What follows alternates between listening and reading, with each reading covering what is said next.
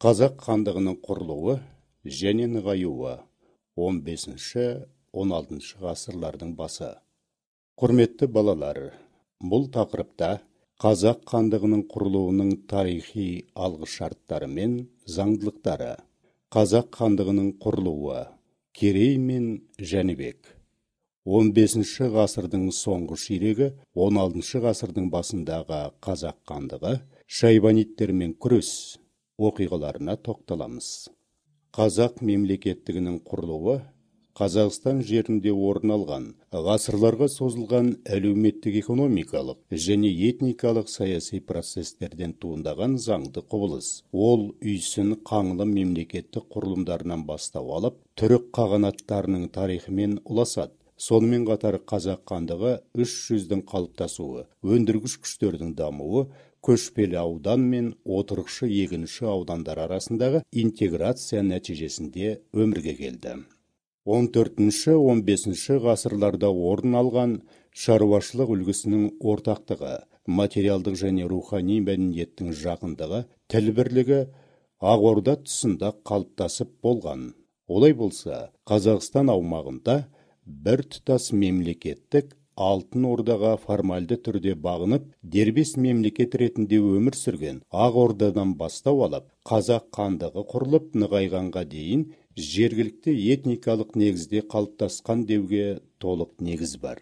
Дәл осы тұста феодалдық қанаудың күшеюіне бұқара халық қандай әрекет жасады? Шығыс Дешті Қыпшақ жеріндегі көшпелі халық бұқарасы соғыстар мен тартыстардың өршуіне, хандар мен феодалдардың қол астынан көшіп кетіп, қоныс аударумен жауап берді. Ол кезде Жетісуды билеген Моғолстан ханы Есенбұға 1433-1462 жылдар. Бұлардың мұнда қоныс аударуына қарсы болмады. Есенбұға қазақ ру тайпаларын өзінің ішкі және сыртқы саясатында, атап айтқанда, солтүстіктегі көршісі Әбілхайыр хандығына және шығыстан күшейіп келе жатқан ойраттар шапқыншылығына қарсы күресте, сондай-ақ хандықтың өз ішіндегі феодалдық алауыздық пен талас тартысты тоқтату үшін пайдалануды көздеді. Керей мен Жәнібектің Жетісуға қоныс аударуы туралы Дулати былай деп жазды: жұрттың көпшілігі Керей хан мен Жәнібек ханның жанына кетіп қалды.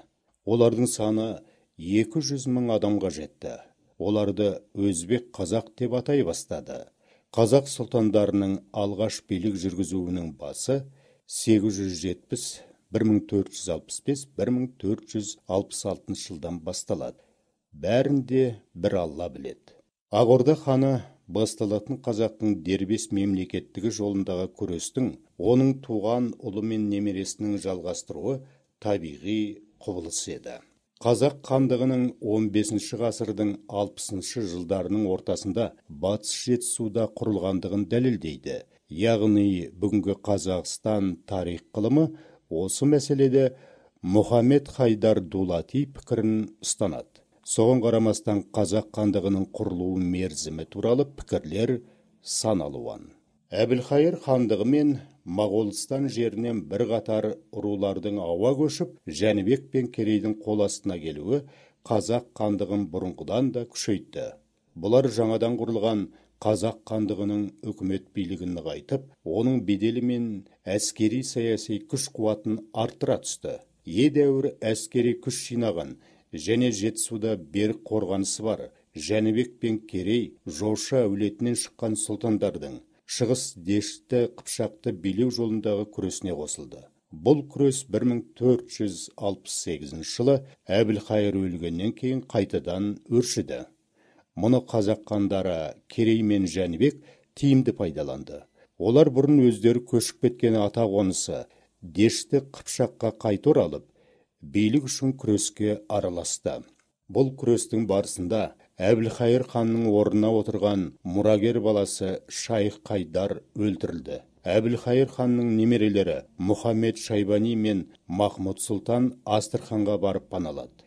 Күресте жеңіске жеткен қазақ хандары 40 жыл Әбілхайыр билеген шығыс Дешті Қыпшақ даласын және ондағы көшпелі тайпаларды өзіне қосып алды. Соның нәтижесінде 15 ғасырдың 70 жылдары қазақ хандығының жері едәуір кеңейді. Сонымен Жетісуда Ақ Орда хандарының Орда Ежен Орыс хан ұрпақтары басқарған орта және ұлы жүз тайпалары негізін қалаған қазақ хандығы құрылды. Керей мен Жәнібек олардан кейін бұрындық шығыс пен батыс арасындағы сауда жолының үстіне орналасқан Түркістан өңірі, Сырдария жағасындағы Сығанақ, Созақ, Отырар, Яссы, Түркістан тағы басқа қалаларды қазақ хандығына қарату үшін Шайбан ұрпақтарымен күрес жүргізді. Сонымен қазақ хандығының құрылуының қайнар көзі Ақ Орда десек, кейін 15 ғасырдың екінші жартысында Қазақстан жерінде екі мемлекеттің Әбілхайыр хандығы көшпелі өзбектер мемлекеті мен Моғолстанның ішкі саяси ахуалы нақты жол ашты.